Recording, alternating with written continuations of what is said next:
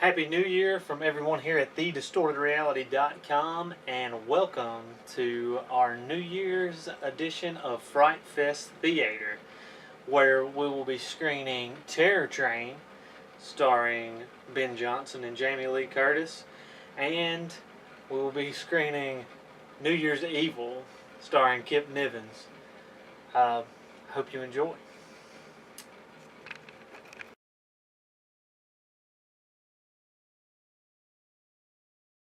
First up on Fright Fest Theater New Year's Edition is 1980's Terror Train, directed by Roger Spottiswoode and written by T.Y. Drake.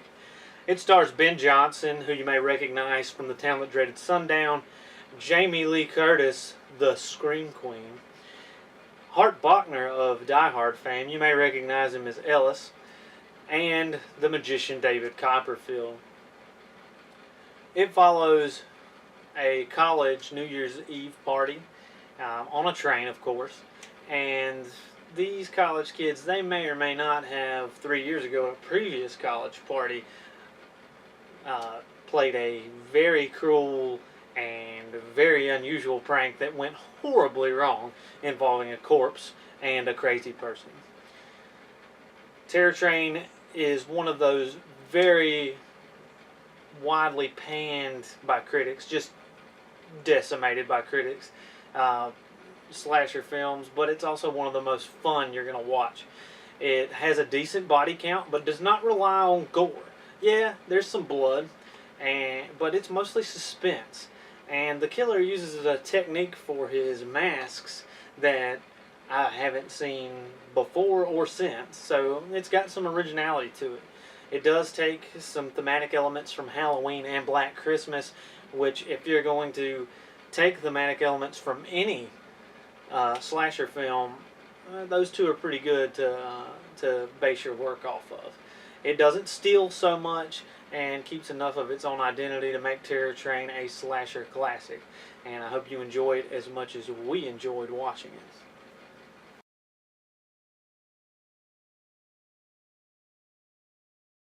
Next up is 1980's New Year's Evil, written by Leonard Neubauer and Emmett Alston, and also directed by Emmett Alston.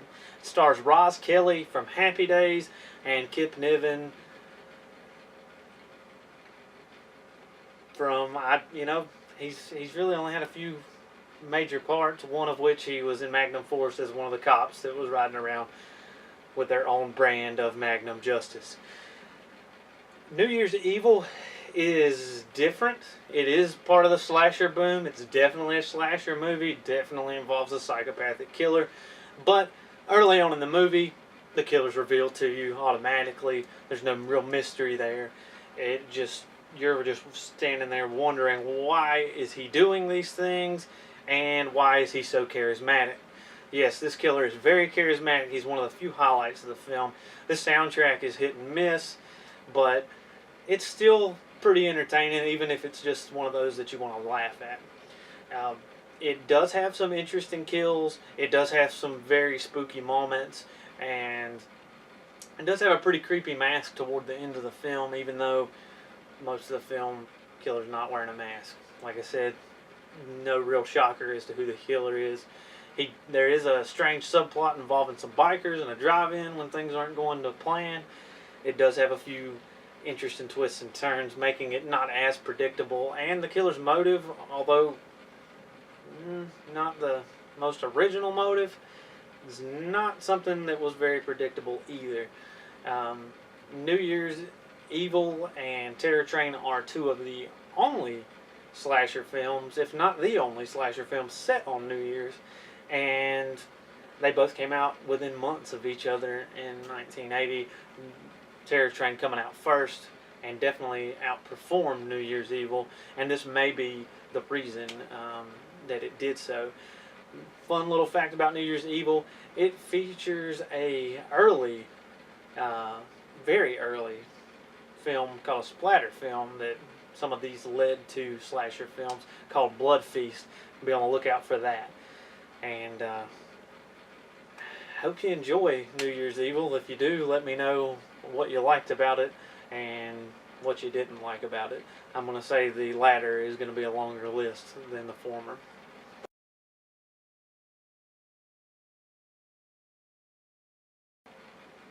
All right, so Terror Train versus New Year's Evil. Which is the best New Year's slasher film? I think I've already made it clear which one I think is better.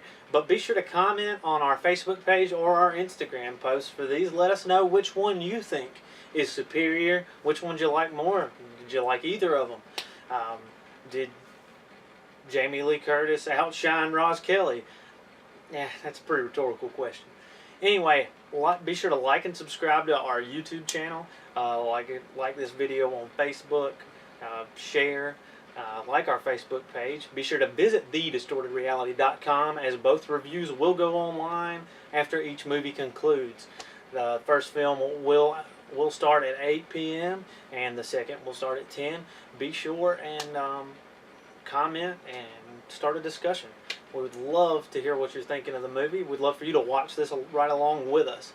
Otherwise, we'll see you next year.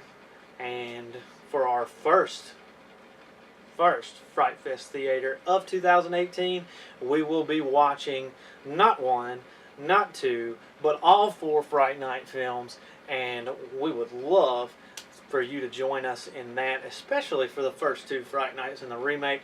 Have not seen the sequel to the remake of Fright Night.